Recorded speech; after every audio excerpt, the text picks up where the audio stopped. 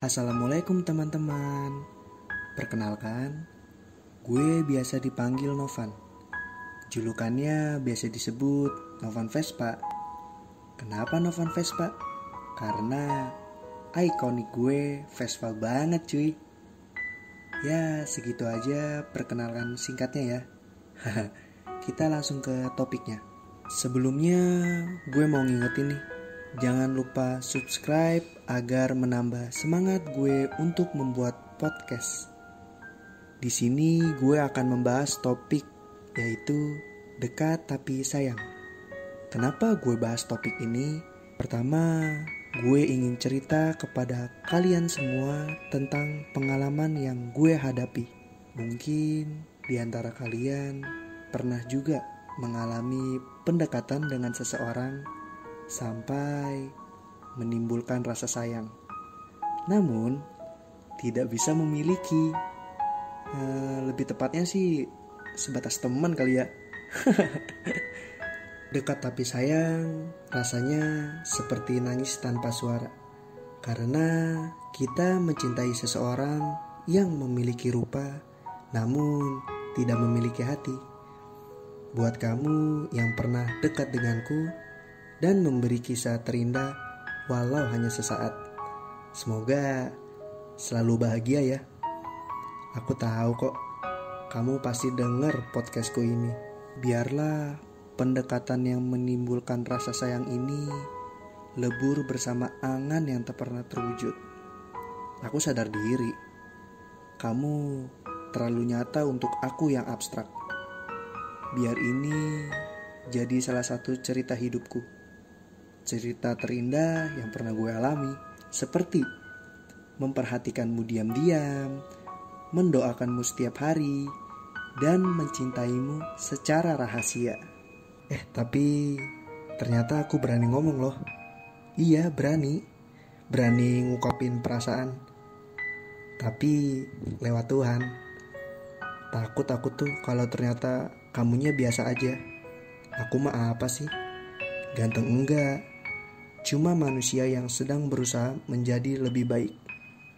Dan akhirnya belakangan ini gue sering ngasih alarm ke otak gue kalau gue gak boleh terlalu berharap bersama manusia.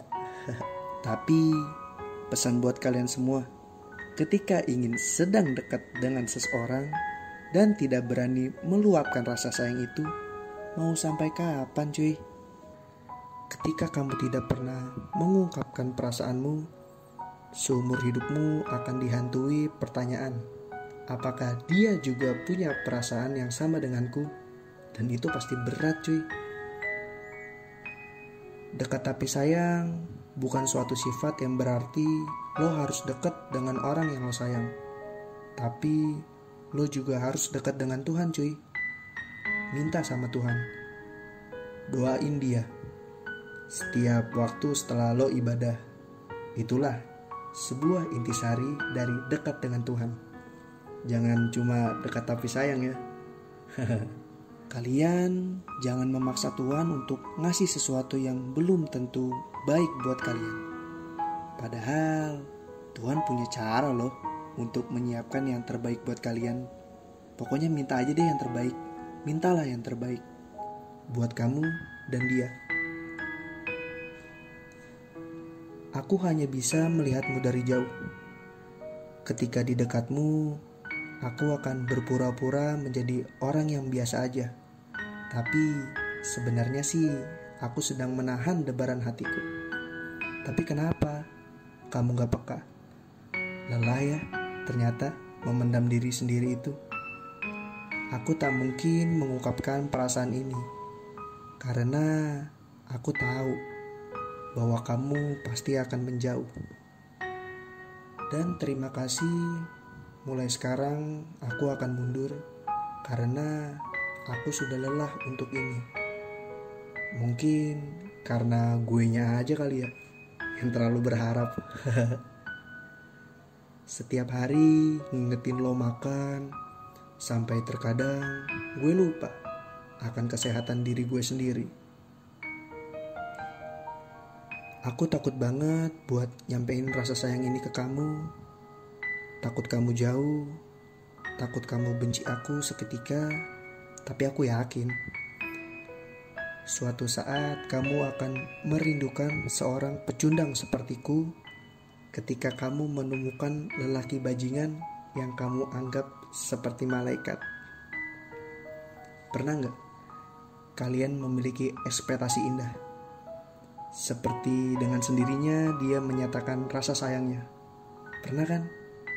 Pernah gak sih lo berharap sejauh itu? Tiba-tiba kayak, ih, dia kayak sayang gitu loh sama gue.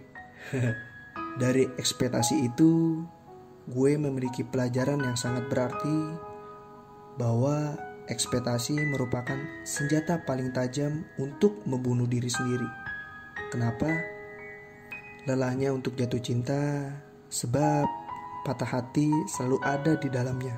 Mungkin karena semuanya berawal dari masa lalu. Ketika keduanya sulit untuk memulai, karena bisa jadi faktor utamanya adalah traumanya masa lalu. Dan keduanya sama-sama berjalan lambat. Saat ku menjelajah cinta, setiap cewek pasti berbeda-beda. Ada yang nerima ujung-ujungnya ninggalin, ada yang langsung berubah pas nyatain. Ada juga yang nolak dan ujung-ujungnya menghindar. Dan mencintai dengan cara mendoakan adalah cara yang paling indah. Karena menurutku, mencintaimu sudah lebih dari cukup. Soal memilikimu, biar waktu yang menjawab. Sekarang gue bisa menyimpulkan bahwa kita boleh jatuh cinta kepada siapapun, tapi ingat, jangan memperjuangkan seseorang yang jatuh cinta kepada orang lain, karena memproteksi hati lebih penting daripada mengobati. Berusaha mencoba melepas, tapi rasa tetap datang tanpa diundang. Ku ingin lupakan, tapi pada nyatanya ingatanku lebih besar daripada caraku melupakanmu. Terima kasih telah menjadi senja yang indah akan sesaat, walaupun ujungnya akan terbenam gelap. Entahlah, rasa ini sampai kapan bertahan. Kadang suka pengen ngungkapin biar plong, tapi ketakutan. Takutnya apa? Akan kehilangan lebih besar. Ya udah deh. Tahu WhatsApp story-nya aja udah bahagia. Walaupun kadang dia suka pasang foto orang lain. Tahu nggak? Podcast ini aku buat untuk siapa? Dan orangnya itu siapa? Orangnya itu kamu. Iya, kamu. Cuma kamu yang aku cinta. Dan sekarang sedang singgah di hati orang lain.